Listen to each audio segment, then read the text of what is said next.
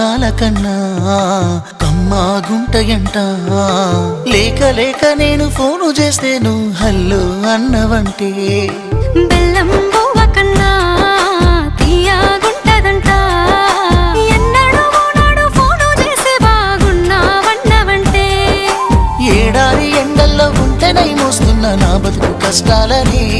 పిల్లని చెయ్యి పట్టాలని నల్లని సీకట్లో ఒకదాన్నే కూసున్న దిక్కులేని పచ్చినయ్యి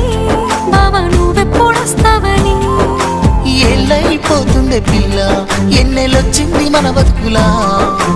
ఏలైపోతుండే పిల్ల ఏలు వట్టంగా వస్తున్నాయా ఇన్నాళ్ళ ఎడబాటు ఎడవాసిపోతుందిలే